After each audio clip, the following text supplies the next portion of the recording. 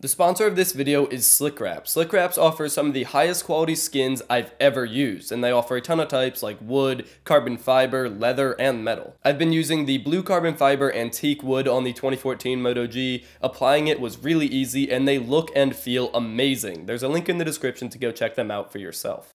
This is no doubt the most requested video I've ever made. Ever since I shared my original first impressions on the 2014 Moto G, you guys have been non-stop asking me for more. So here is my short review on the Moto G as well as a giveaway. So if you want to win this phone, all you have to do is subscribe and comment below on this video. I'll be announcing the winner on my Twitter in 2 weeks, and the rest of the details are in the description below. But with that out of the way, let's get into the review.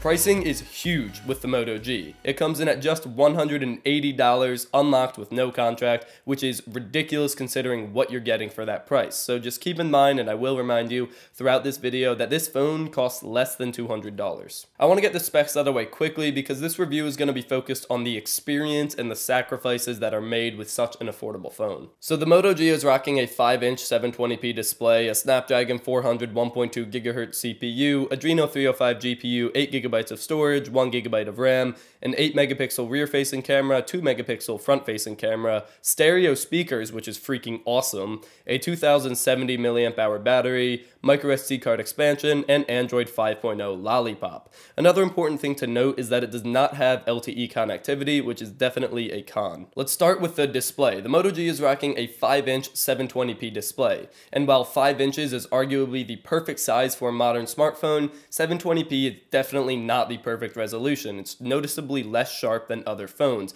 but the display overall is good. It gets pretty bright and the colors are accurate, so for under $200, the only problem being a lower resolution, I think is pretty good. The speakers are one of my favorite parts of the Moto G because for less than $200, you're getting stereo front-facing speakers. Yeah, and they do get pretty loud without distortion. Most flagship phones nowadays don't have either stereo or front-facing speakers, yet this phone, for less than $200, has both stereo and front-facing speakers. It just kind of blows my mind, but it's absolutely awesome that Motorola included that, and it's definitely one of my favorite parts of the phone. The build of the Moto G definitely hints towards the lower price tag. It's clunky, it's big, it's thick, and it's made of all plastic, and while it may not be the most ergonomic or the most high quality out there, it does have the little dimple on the back that's kind of amazing, but it also has interchangeable backs, which lets you customize the phone to yourself a little bit. So I use the blue back with the white front, which is MS Tech colors, and I think that's pretty cool to have on an affordable phone like this. The camera is much improved over the original Moto G. It's rocking an 8-megapixel sensor, and with the right lighting, you can get some good pictures out of this that don't look like they came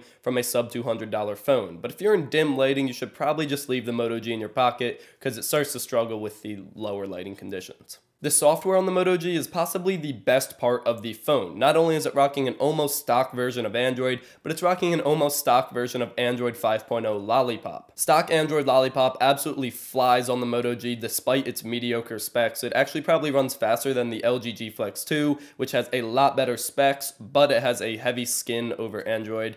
Which just goes to show you how much better stock Android is than skinned Android, and Motorola phones are always quick to get those updates, so software is a huge pro for the Moto G. The battery is okay. I mean, it's a cheap phone and the battery size is only 2,000 milliamp hours, but it got me through the day when I used it as my daily driver. I would go to bed with about 10% left in it, so it gets the job done. I don't have any complaints. This is an easy conclusion. If you're tight on money, get the Moto G. It's a killer phone that only makes a few smart sacrifices to hit the $180 price point, and paired with Android, almost stock Android 5.0 Lollipop, it actually flies and is as fast as a flagship 4 times its price. And if you want to win this exact phone, all you have to do is subscribe and drop a comment below.